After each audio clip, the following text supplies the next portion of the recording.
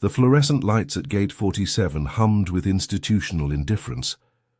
Dr. Amara Hayes stood at the check-in counter, her platinum frequent flyer card reflecting the harsh overhead glow. The gate agent, a woman with auburn hair pulled into a severe bun, stared at the boarding pass as though it contained a personal insult. "There must be some mistake," the agent said. Her smile was painted on, corporate and cold. Amara's voice remained steady. "My account shows the upgrade confirmation. Platinum status availability confirmed at booking." The agent's fingers clicked across the keyboard with theatrical slowness. Other passengers in line shifted behind Amara, their impatience thickening the air. Fair businessman in a navy suit checked his watch with exaggerated annoyance. "The system shows irregularities."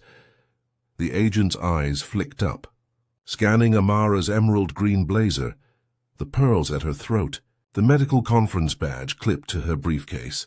"First class is fully allocated to our priority members." Amara's pulse quickened. She'd flown this route 17 times this year alone. "I am a priority member. Platinum for 6 consecutive years, nevertheless." The word landed like a gavel. The agent printed a new boarding pass, the printer's screech cutting through the gate area. "Economy plus row 19. You'll find it quite comfortable." Behind Amara, a white woman in yoga pants approached a second podium. Same flight, same timing. The male agent greeted her with warmth, processed her upgrade in 45 seconds flat. His smile reached his eyes. Amara took the boarding pass. Her fingers didn't tremble. They couldn't. Not here, not in front of these watching strangers who would forget her before their coffee cooled. She turned toward the jetway, briefcase in hand, credentials worthless as confetti. The gate agent's voice followed her. "Have a pleasant flight, miss, not doctor." Never doctor. 6 hours earlier, Amara's alarm had chimed at 4:47 a.m. in her modest Philadelphia apartment. Sunrise painted the walls gold through sheer curtains. She'd risen from bed with practiced efficiency, muscle memory from years of pre-dawn surgical rounds. Her morning routine was a meditation of precision. Coffee, black, oatmeal with blueberries. Review of her conference presentation on minimally invasive valve replacement techniques. The apartment was small but deliberately curated. Framed medical degrees from Johns Hopkins beside her FAA commercial pilot certificates, a photograph of her father in his Tuskegee Airman uniform, shelves of aviation manuals nestled between cardiology journals. Amara Hayes lived in 2 worlds. By day, she was Dr. Hayes, Chief of Cardiothoracic Surgery at Mercy General, the youngest department head in hospital history. By night and weekend, she was Captain Hayes, logging flight hours in everything from Cessnas to Boeing 737s. Both identities required perfection. Both demanded she be twice as excellent for half the recognition. She'd chosen her travel outfit with care, the emerald blazer projecting authority, comfortable enough for a cross-country flight.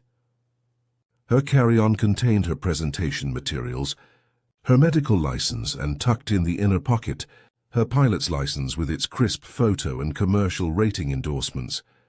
Her father had taught her to carry proof.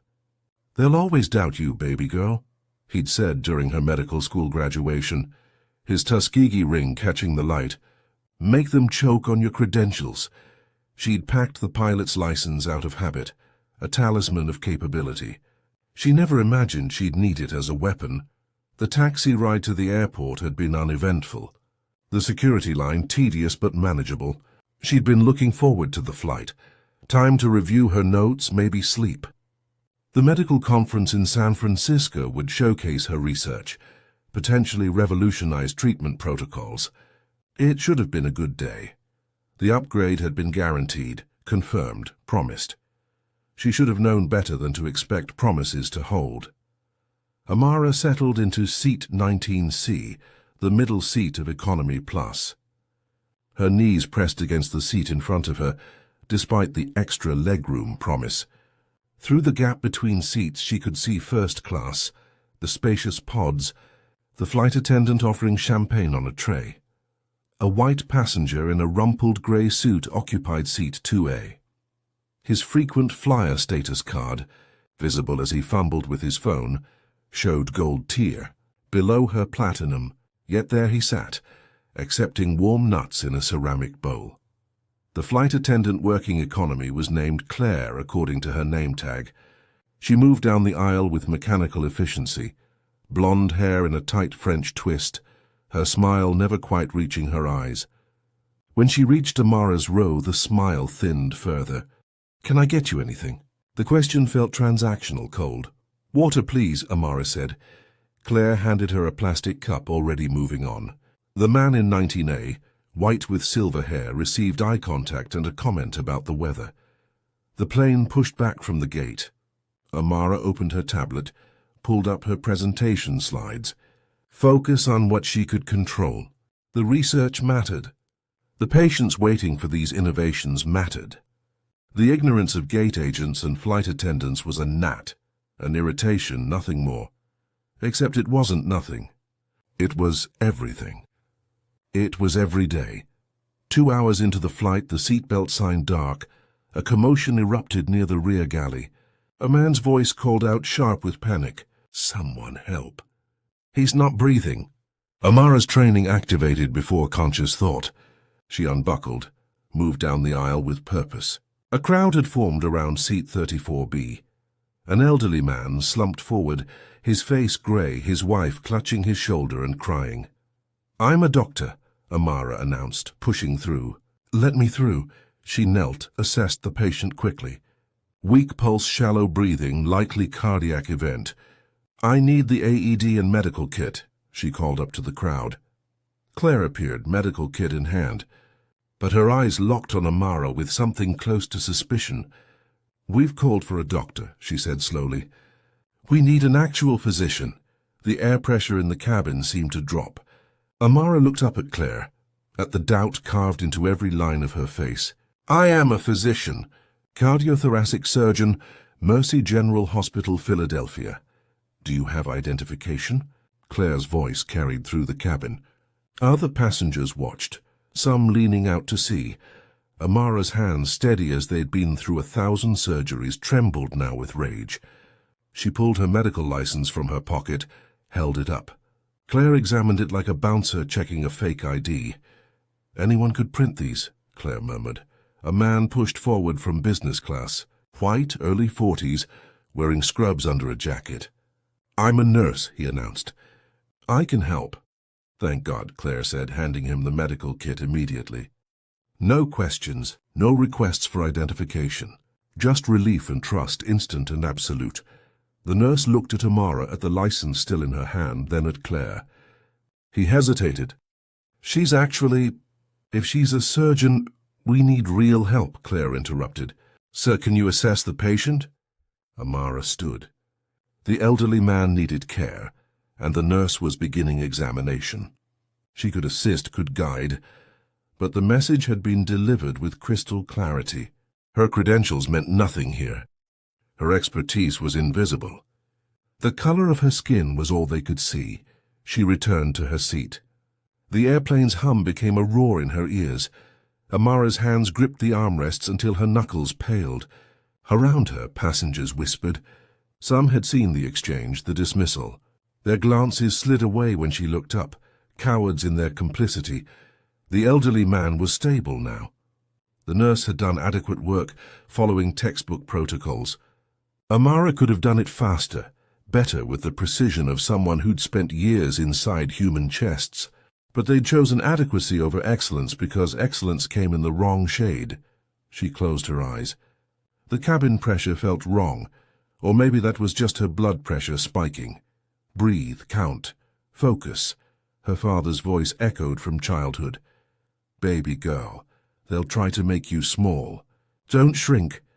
He'd faced his own battles flying in a segregated unit, proving himself every day at 10,000 feet, while white pilots with half his skill received promotions. He'd taught her to be undeniable.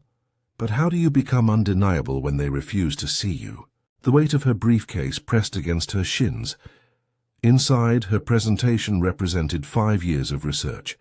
Tomorrow she'd stand before peers and present findings that could save thousands of lives. They'd listen then, in that controlled environment where credentials mattered and protocols protected against casual dismissal.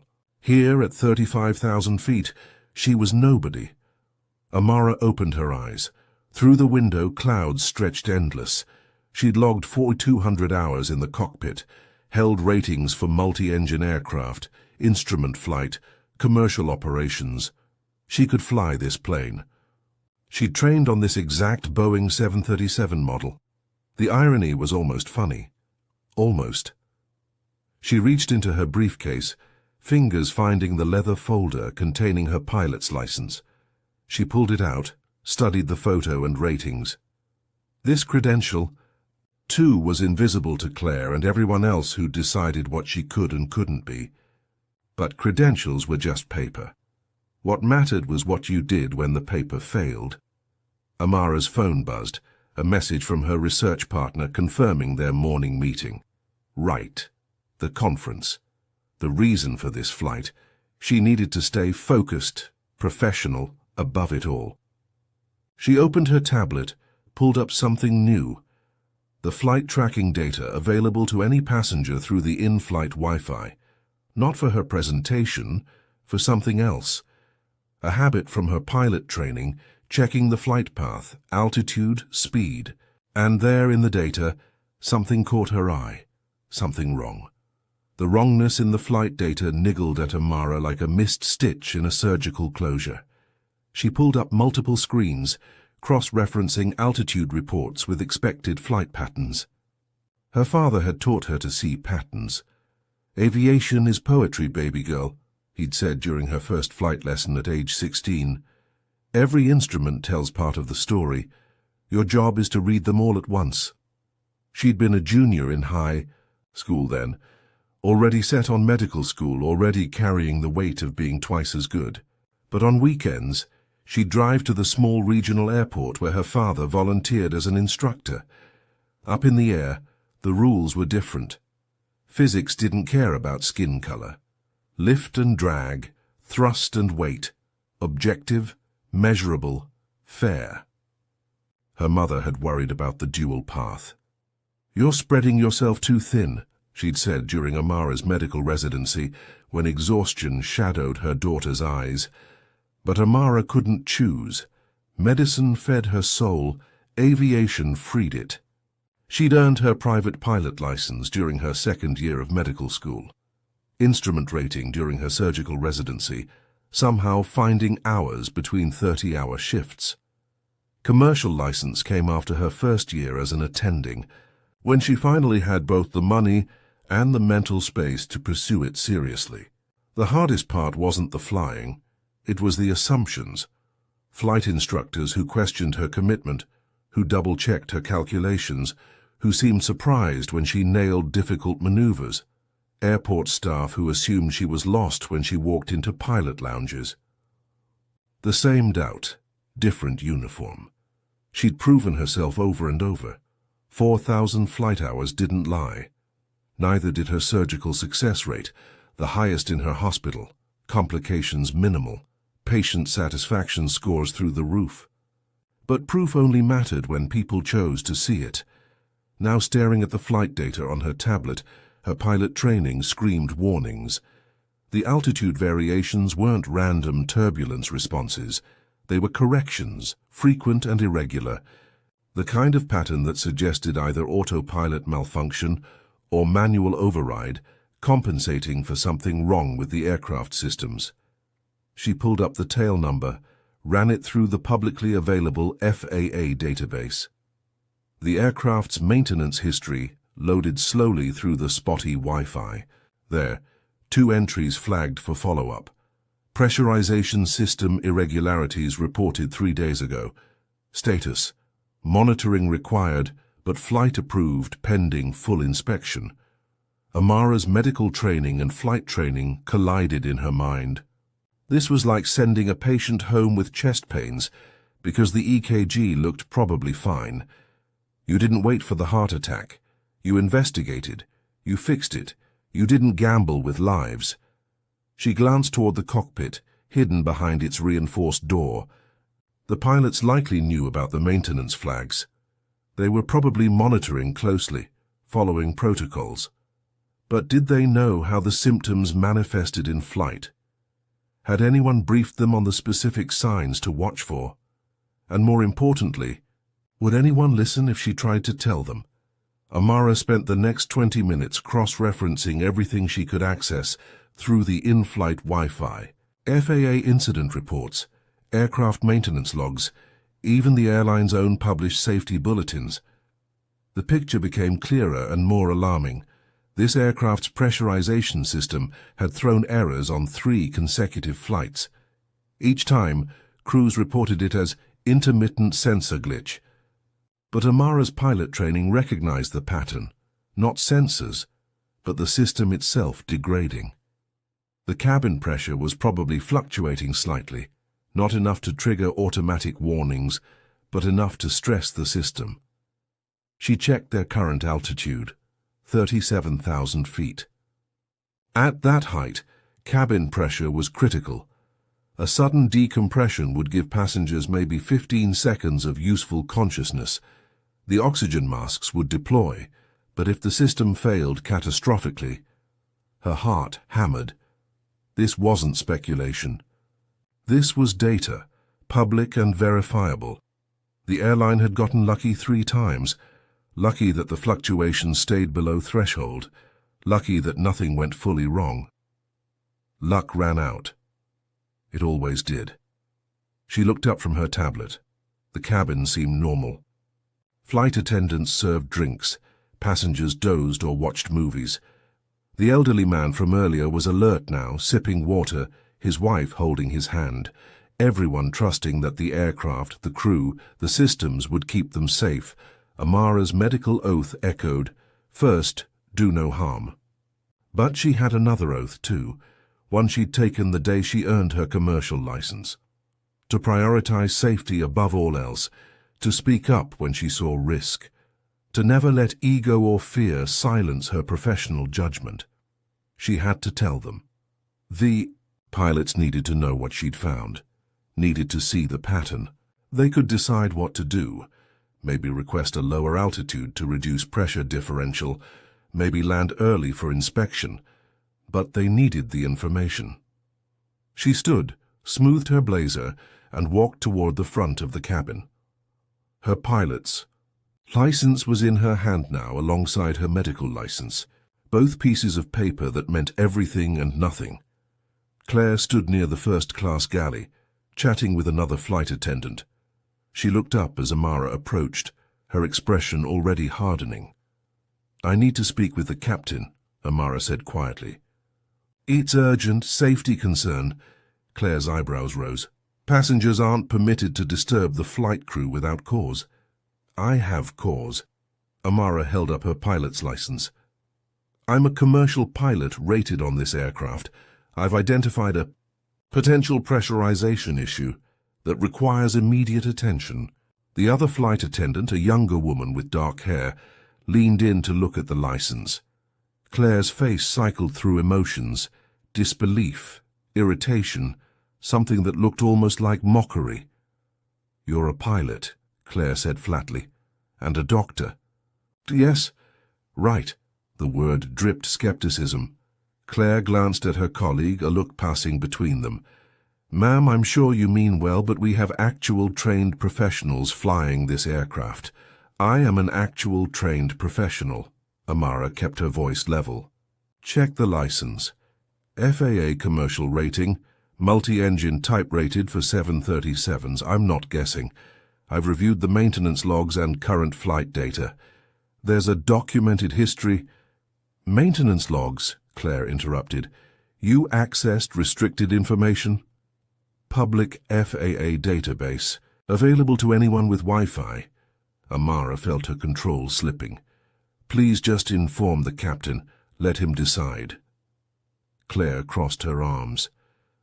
"I think what we have here is someone trying to get attention after an earlier incident." The words landed like a slap. The medical emergency, the dismissal.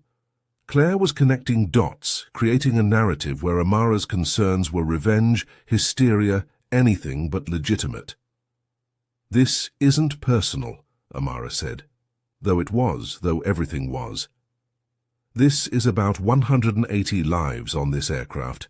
I'll make a note of your concerns," Claire said, her tone suggesting the note would go directly into the trash. "Now please return to your seat." Amara didn't move. "You don't have to believe me. Just make the call to the cockpit. 5 minutes of the captain's time." Claire's smile was glacial. "Ma'am, I'm asking you nicely. Return to your seat or I'll have no choice but to report this as a disturbance." "A disturbance?" Amara's laugh was hollow. "I'm trying to prevent an emergency. By claiming you're a pilot?" Claire's voice rose slightly, attracting glances from first-class passengers. "You can't just walk up here with printed credentials and expect us to take you seriously." The younger flight attendant touched Claire's arm. "Maybe we should at least check." "We're not checking anything," Claire snapped. "We have protocols. And those protocols don't include entertaining every passenger who wants to play expert." Amara held out both licenses side by side. Medical and pilot, years of training, examination, certification. These aren't printed at home. These are real, verifiable. Call the licensing boards if you want. But please inform the captain." For a moment something flickered in Claire's expression. Not belief, but uncertainty. The younger attendant was definitely wavering, her eyes on the licenses on Amara's face. Then the head flight attendant emerged from the forward galley. Mark, according to his name tag. Late 40s with silver temples and an air of weary authority. "What's the situation?" Claire jumped in before Amara could speak. "This passenger is claiming to be a pilot and insisting there's something wrong with the aircraft. She's been disruptive since boarding." Mark looked at Amara at the licenses in her hand, then back to Claire. His expression was unreadable. "Ma'am, do you have a specific concern?" Finally, Amara took a breath. "Yes, this aircraft's tail number is N374BC. Its maintenance history shows 3 consecutive reports of pressurization system anomalies. Current flight data shows irregular altitude corrections, consistent with pressure compensation. At this altitude, even a minor system degradation poses significant risk." Mark's face remained neutral. He held out his hand. "May I see your pilot's license?" Amara handed it over. He examined it carefully, turning it over, checking the holographic security features. He looked at her medical license too, comparing photos. "These appear legitimate," he said slowly. Claire's mouth opened in protest, but Mark held up a hand. "However, ma'am, I'm sure you understand we can't simply take passenger concerns about aircraft systems to the cockpit without proper channels." "I understand protocols," Amara said.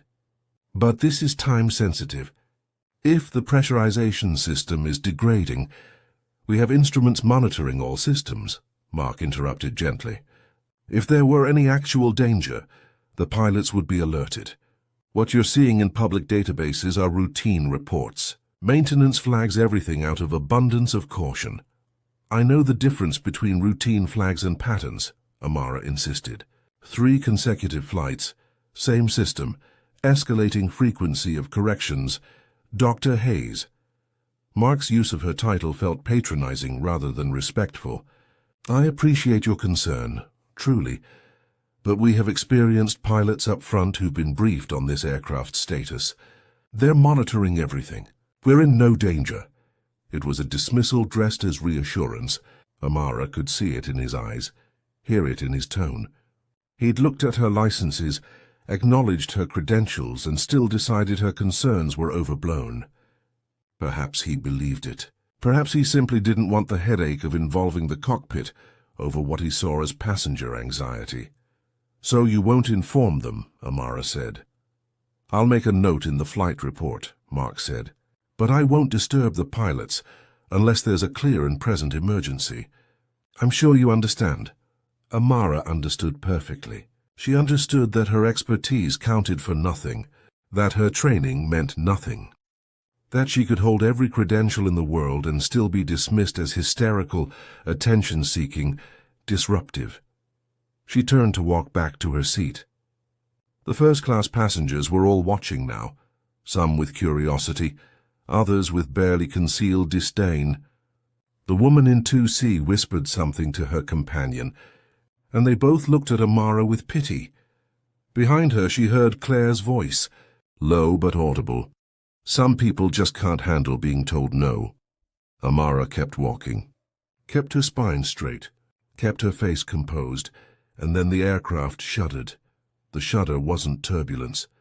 Amara knew turbulence, the bumps and drops, the predictable responses to air currents. This was different. A grinding sensation transmitted through the aircraft's frame, followed by a subtle but distinct pressure change in her ears. Around her, passengers looked up from their devices. Someone laughed nervously. What was that? The seatbelt sign chimed on. The captain's voice crackled through the speakers, calm but clipped. Flight attendants, please take your seats immediately. No explanation. No reassurance. Just the command. Claire and Mark moved quickly toward their jump seats. The younger flight attendant was already strapped in near the rear galley, her face pale. First-class passengers shifted in their pods, looking around for explanation. Amara buckled herself in. Her hands moved automatically, tightening the belt, assuming the brace position mentally. Her pilot training ran through scenarios: partial pressurization loss, hydraulic issues, engine problems. The pressure change in her ears suggested cabin pressure specifically. Another shudder. This one stronger, accompanied by a whining sound from somewhere overhead. The oxygen masks dropped. Chaos. Passengers screamed. Someone's bag fell from an overhead compartment. A child cried. The masks dangled like jellyfish tentacles, yellow plastic and clear tubing. The cabin filled with the sound of panicked breathing and frantic questions. "Put on your masks," Claire shouted from her jump seat. "Place the mask over your nose and mouth. Pull the strap to tighten. Breathe normally."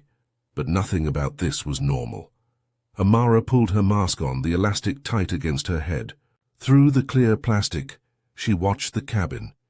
Most passengers fumbled with their masks correctly. A few struggled. The elderly man from earlier was shaking, his wife trying to help him while securing her own mask. The aircraft banked sharply left. The turn was aggressive, not the gentle curve of normal course corrections. The pilots were doing something, descending, changing course, responding to whatever was failing. Amara's mind raced through the possibilities. If the pressurization system had finally given out completely, they needed to get below 10,000 feet quickly. Every second at high altitude without pressure was dangerous. The oxygen masks bought time, but not much. Through her window, she could see the wing, the engine. Everything looked intact. This was internal systems, not structural. Fixable if they could descend fast enough. The intercom crackled again. "This is Captain Reynolds. We're experiencing a pressurization issue and are making an emergency descent. We'll be landing at the nearest suitable airport. Please remain seated with your seatbelts fastened and oxygen masks on." The words emergency descent triggered a fresh wave of panic. A woman across the aisle sobbed into her mask. A businessman's laptop flew off his tray table as the nose dipped steeper. Amara's eyes found Claire. The flight attendant's face was visible between the seats, her mask on, her eyes wide. Their gazes met across the cabin. Claire looked away first. The aircraft descended rapidly. Amara's ears popped repeatedly. The whining sound grew louder, something in the pressurization system failing catastrophically. Exactly as she'd warned. Exactly as the data had predicted. 5 minutes past 10. The descent continued, controlled but aggressive. Amara monitored through her window. They were breaking through clouds, altitude dropping fast. Good. The pilots were handling it correctly. At 9,000 feet, the captain spoke again. "You may remove your oxygen masks. We've stabilized at a safe altitude. We're diverting to Kansas City International. Estimated landing in 22 minutes. Passengers pulled off their masks slowly, hesitantly. The cabin pressure felt normal now, stable at the lower altitude. Voices rose in relieved chatter, nervous laughter, questions no one could answer. Amara removed her mask. Her hands were steady. The crisis was managed, but her heart pounded with a different emotion now. Not fear, but vindication mixed with fury. She'd tried to warn them. She'd shown them her credentials, explained the risk, begged them to listen. They'd dismissed her, mocked her, and now 180 people had just experienced the emergency she'd predicted. The cockpit door opened. Captain Reynolds emerged, still wearing his uniform hat, his expression grim. He was older, maybe 60, with the weathered look of someone who'd logged tens of thousands of flight hours. His eyes scanned the cabin, assessing his passengers. Those eyes landed on Amara. She was still holding both licenses. She'd never put them away. Her pilot's license visible in her left hand. Her medical license in her right. The captain walked down the aisle toward her. Passengers turned to watch. Claire stood from her jump seat, mouth opening to say something. Captain Reynolds stopped at Amara's row. He looked at her licenses, at her face, at the emerald blazer and the pearls and the calm, controlled fury in her eyes. "You tried to warn us," he said quietly. "Didn't you?" It wasn't a question. Amara held his gaze. "I did." The captain's jaw tightened. He looked back toward the galley, where Mark and Claire stood frozen. Then back to Amara. "I need you to come with me," he said. "There are questions I need to ask you. About what you found, and why my crew never told me you tried to report it." Amara unbuckled. She stood. Every eye in the cabin was on her now. The woman they'd dismissed, the hysterical passenger, the troublemaker, the woman who'd been right. She followed Captain Reynolds toward the front of the aircraft. As she passed Claire's jump seat, the flight attendant's face was ashen. Her perfect composure finally cracked. Amara didn't look at her. She looked ahead toward the cockpit, toward the conversation that was about to happen. The aircraft hummed around them, wounded but flying, 180 lives saved by protocols and pilot skill and luck. But it could have been prevented. Should have been prevented. And someone was going to answer for why it wasn't. Kansas City International Airport's emergency gate was a sterile purgatory of fluorescent lights and beige walls. Amara sat alone on a molded plastic chair, her briefcase at her feet, her father's compass heavy in her palm. The other passengers had been escorted to a holding area, statements needed, rebooking arranged, trauma counselors available. Amara had been separated, directed to this small room with a security officer standing silent by the door.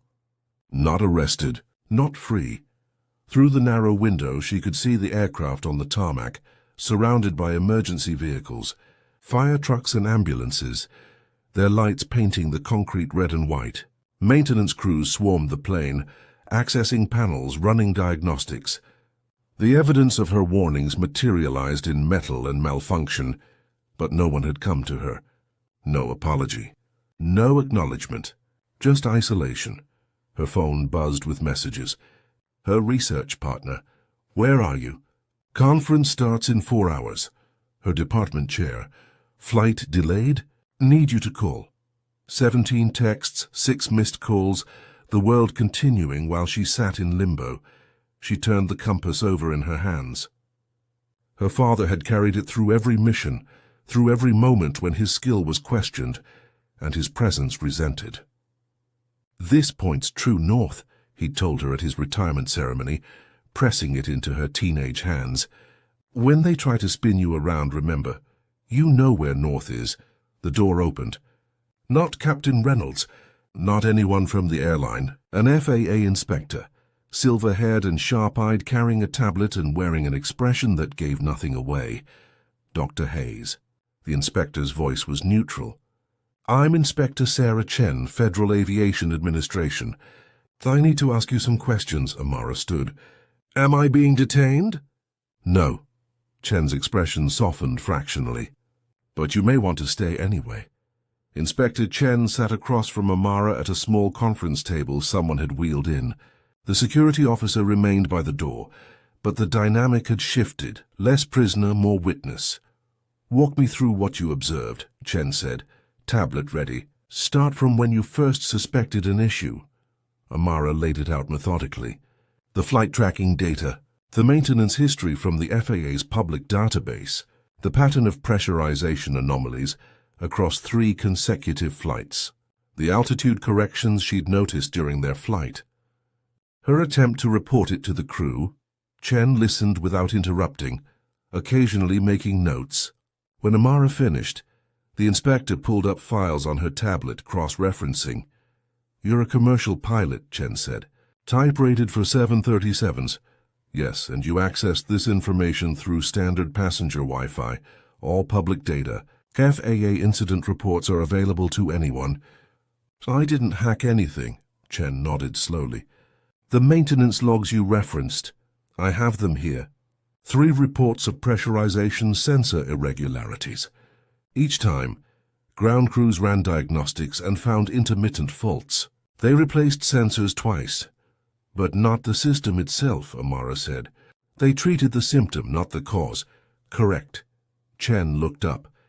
The pressurization control unit was failing. It manifested as sensor errors, because the control unit was sending erratic signals. The actual decompression event was a complete unit failure, which means you correctly diagnosed a mechanical failure from publicly available data and flight behavior. Chen interrupted. While the airline's maintenance department missed it despite having direct access to the aircraft. Silence. Amara processed the implications. She'd been right. Completely, unequivocally right. Chen leaned forward. "Tell me about your interaction with the flight attendants." "Who did you speak to?" Amara recounted the conversations. Claire's dismissal. Mark's patronizing reassurance. The refusal to contact the cockpit. The suggestion that she was seeking attention after the medical emergency incident. "They never informed the pilots," Chen said. "It wasn't a question. Not that I know of." Chen made several notes, her expression hardening. "Dr. Hayes, what you did, identifying this issue and attempting to report it, that's exactly what we want passengers to do when they observe safety concerns, especially passengers with relevant expertise." "They didn't see expertise," Amara said quietly. "They saw—" "I know what they saw." Chen's voice carried an edge. "And we're going to address it. Captain Reynolds has already filed an incident report. Your name is prominent in it. He's requesting you participate in the debrief. The crew won't want me there. The crew doesn't get a choice." Chen stood. "This isn't just about a mechanical failure. It's about communication breakdown, protocol violations, and—" She paused, choosing words carefully. "And implicit bias that nearly cost lives." Amara's heart hammered. "What happens now?" "Now." Chen checked her watch. "Now we go to the Emergency Operations Center. The airline's executives are there. The flight crew, FAA investigators, and you're going to tell them exactly what you told me. They won't believe me." "They will." Chen held the door open. "Because this time you have federal investigators backing you up. Hand the physical evidence of a failed pressurization unit that proves you were right." The Emergency Operations Center was a windowless room dominated by a conference table and wall-mounted monitors. Amara entered behind Inspector Chen and felt the temperature drop. Captain Reynolds sat at one end, still in uniform, his co-pilot beside him. Mark and Claire occupied chairs along one side, both pale. Across from them, 3 people in business attire, airline executives based on their corporate badges and expensive suits. 2 more FAA investigators flanked the monitors, which displayed the aircraft's maintenance records and flight data. Everyone turned when Amara walked in. Claire's face drained of remaining color. Mark looked at his hands. One of the executives, a woman with steel-gray hair and a cobalt-blue suit, stood. "Dr. Hayes, I'm Jennifer Walsh, Vice President of Safety Operations." Her handshake was firm, her eyes searching. Thank you for being here. Amara took a seat. Inspector Chen sat beside her, tablet open, a silent promise of backup. Walsh addressed the room. We're here to reconstruct the events leading to Flight 2847's emergency landing. Dr. Hayes, I understand you attempted to report safety concerns prior to the incident. Yes? Amara's voice was steady. At approximately 2 hours into the flight, I identified irregularities in the aircraft's altitude corrections. Cross-referencing with public maintenance records revealed a pattern of pressurization system anomalies. One of the monitors switched to display the maintenance logs Amara had accessed. The FAA investigator by the screen highlighted the 3 incident reports. I approached the flight attendants, Amara continued. I presented my pilot's license, explained my concerns, and requested they inform the captain. And what was their response? Walsh's tone was neutral, but her eyes were sharp. Amara looked directly at Claire. I was told the crew didn't need passengers entertaining them with concerns. My credentials were questioned. I was accused of seeking attention. That's not... Claire started. We have witness statements, Inspector Chen interrupted quietly. Multiple passengers observed and heard the interaction. Walsh turned to Claire. Is Dr. Hayes's account accurate? Claire's mouth opened and closed. Mark cleared his throat. We received numerous passenger concerns during flights. We have to assess which merit escalation. Based on what criteria? Walsh asked. Experience, training, whether the concern seems credible. Dr. Hayes is a commercial pilot type-rated for this aircraft, Walsh said. She presented valid credentials. She cited specific maintenance records and observable flight data. On what basis did that fail to meet your credibility threshold? Silence. Captain Reynolds spoke, his voice granite. I was never informed. Not a call, not a note, nothing. My flight attendants decided a certified pilot safety warning didn't warrant 30 seconds of my time. We thought... Claire's voice cracked. She'd already tried to interfere with a medical emergency. She seemed unstable. Unstable. Amara's laugh was bitter. I'm a cardiothoracic surgeon. I responded to a cardiac emergency. Your crew questioned my medical license and chose to trust a nurse over me. Then, when I presented a safety concern with pilot credentials, I was dismissed again. At what point does a pattern become discrimination? The room crystallized in stillness. The word hung in the air, sharp-edged and unavoidable. One of the executives shifted uncomfortably. The co-pilot stared at his water glass. Inspector Chen pulled up a new screen. The medical emergency incident is relevant. Dr. Hayes, can you describe what happened? Amara recounted it. The elderly passenger. Her immediate response. Claire's demand for an actual doctor. The white nurse being trusted without question. For the record, Chen said, we contacted Mercy General Hospital. Dr. Hayes is their chief of cardiothoracic surgery. Her credentials are impeccable. And the passenger she attempted to assist? He had an acute cardiac event. He's alive because the nurse, to his credit, followed basic protocols. But Dr. Hayes could have provided advanced intervention. The co-pilot looked up. She's a heart surgeon? And a commercial pilot with 4,200 flight hours, Chen confirmed. Both licenses verified. Both expertise ignored. Walsh's expression hardened. She turned to Mark and Claire. You had a highly qualified medical professional and a certified pilot on your aircraft. In both instances, you dismissed her. Why, neither answered. But Amara saw it in their faces. The realization, the shame, the pathetic recognition of their own bias. I'll tell you why, Captain Reynolds said, his voice low and furious. Because she didn't look like what they expected a doctor or pilot to look like. Because they saw a black woman and decided her credentials couldn't be real. Captain, Mark protested weakly, don't! Reynolds cut him off. I've been flying for 37 years. I've seen this pattern. I've fought it. And I will not have it on my aircraft putting my passengers at risk. He stood, addressing Walsh directly. Dr. Hayes tried to prevent this emergency. If my crew had informed me of her concerns, I would have consulted with her, reviewed the data, and likely made a precautionary landing before complete system failure. We had time. We had options. But my crew decided her expertise was worth less than their assumptions. Walsh nodded slowly. The investigation will proceed. Claire, Mark, you're suspended pending review. We'll be examining your incident records for additional patterns. Claire's face crumpled. You were just wrong, Walsh said. Dangerously wrong. And 180 people nearly paid for it. The executive beside Walsh leaned forward. Dr. Hayes, on behalf of the airline, I apologize. Sincerely and unreservedly. Your warnings should have been heeded. Your expertise should have been respected. We failed you and our passengers, Amara nodded. Words wouldn't fix what happened. But acknowledgement mattered. Inspector Chen stood. Dr. Hayes' actions warrant commendation. She'll be receiving an official letter from the FAA recognizing her contribution to aviation safety.